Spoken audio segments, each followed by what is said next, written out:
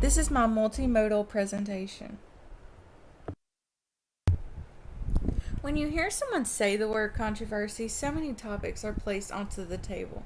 To name a few, there's breastfeeding in public, political party views, abortion, homosexuality, taxes, religious views, border protection and building the wall, interracial marriage, and literally everything else because today people are fragile.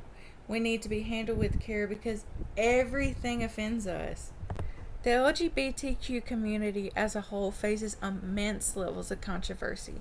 This community consists of people who identify as lesbian, gay, bisexual, transgender, and queer. This is what they're labeled as, but you know what else they can be labeled as? Humans. And according to my research, 100% of us are humans. Now let's think. What does controversy even mean? Controversy, according to dictionary.com, is defined as a prolonged public dispute, debate, or convention. It's a disputation concerning a matter of opinion, and trust me, most opinions suck. People in the LGBTQ community put up with so much crap. However, transgenders go through a great deal of that alone. A big portion of people who cause transgenders the heartache are Christians. People who are or claim to be Christians can be the most hateful and judgmental, even though Christians are supposed to love everyone.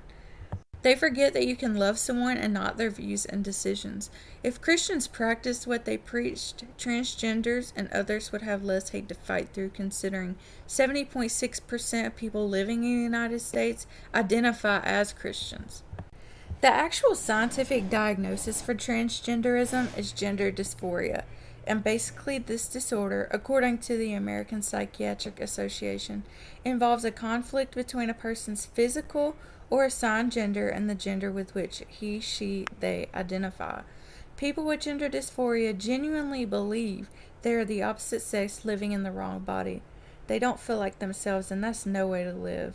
As stated by the American Academy of Pediatrics, among the LGBTQ community, 41.8% admitted to trying to commit suicide during their life. Gender dysphoria can be classified as a mental illness, and NPR explains that an estimated 1.4 million people in the United States identify as transgender. Scientists are continuously studying the mental illness effects and changes in the brain. The NIH Curriculum Supplement series have confirmed there are biological factors. They go on to say that these illnesses each uniquely alter different aspects of an individual's thoughts, feelings, and or behaviors. Anxiety, depression, OCD, PTSD, and any other mental illness affect the brain, including gender dysphoria. Imagine living in a world where you can't be yourself because of how cruel the people inside are. Tragic, I know. So here's the focus of this presentation, the topic you've all been waiting for. All of this is to defend why people who identify as transgenders should be allowed to choose which restroom they use when in public. Now, not only was gender dysphoria considered a mental illness, but it is now under a new category. Dr. Lael says, quote, "It was taken out from the mental health disorders because we had a better understanding that this wasn't actually a mental health condition, and leaving it there was causing stigma.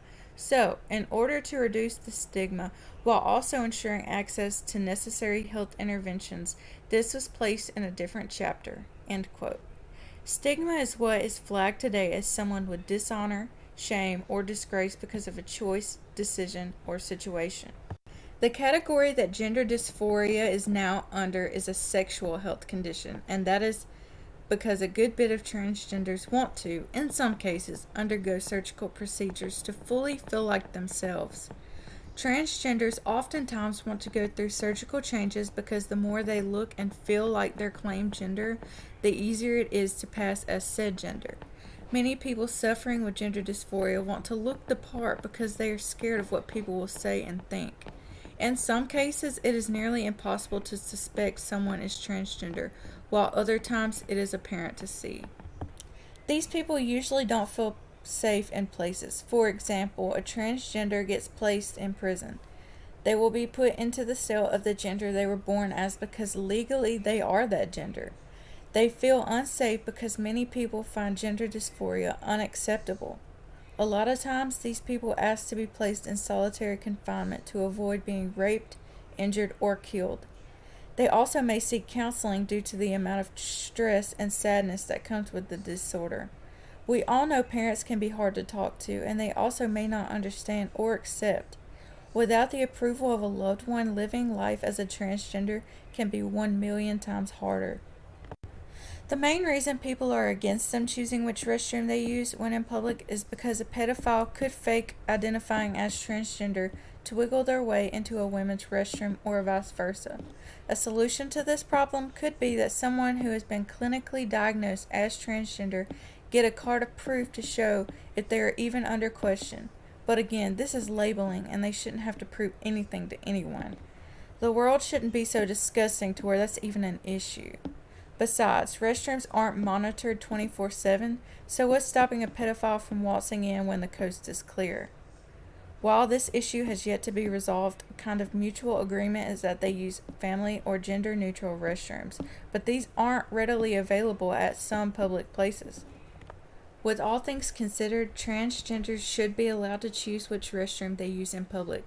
It's so patronizing and humiliating for them to have to jeopardize their dignity because people are afraid to change and afraid of differences.